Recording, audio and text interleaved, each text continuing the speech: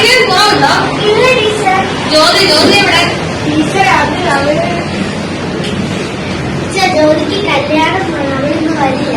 കല്യാണമോ? ഞാനിത് എന്താണ് പറയാതിരുന്നത്? അവരുടെ അച്ഛനും അമ്മയും പറഞ്ഞു എന്നോടൊന്നും സ്കൂളിൽ പോയി പറയരുത്. ശരി, എല്ലാവരും ബുക്ക് എടുക്കൂ. ഞാൻ അവളെ വീട്ടിൽ പോയിക്കോളാം.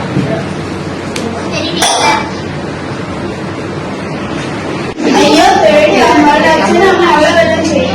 അതെന്താ നീ അങ്ങനെ പറഞ്ഞത്? അവരുടെ അച്ഛനും അമ്മയും കാണുമ്പോ തന്നെ നമുക്ക് പേടി വരും. പാവ ജോലി. അവരുടെ മുന്നിൽ നമുക്ക് പോകാം.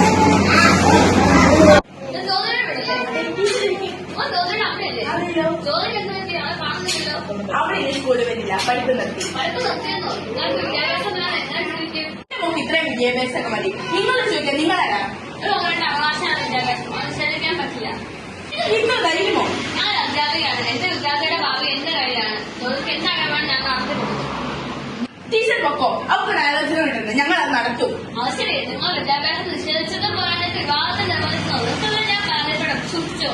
എനിക്കിപ്പോ പഠിച്ചാൽ മതി, എനിക്കിപ്പോ കല്യാണം വേണ്ട അമ്മേ. എന്റെ കൂടെ ഉള്ളവർക്ക് പഠിക്കൂ, എനിക്കത് പഠിക്കണം അമ്മേ.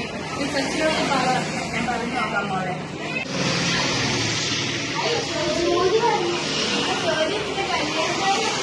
ടീച്ചറെ വന്നിട്ട് പറയാം.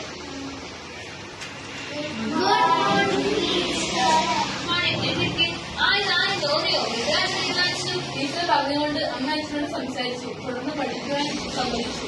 ജോലി കിട്ടിയിട്ട് മതി കല്യാണം എന്നും പറഞ്ഞു. ഒരു കുട്ടിക്ക് ആദ്യം വേണ്ട വിദ്യാഭ്യാസമാണ്. അത് കഴിഞ്ഞ് സ്വന്തം കാലം നിൽക്കാനുള്ള ഒരു ജോലി, അത് കഴിഞ്ഞ് പിന്നെ ആവാം കല്യാണം.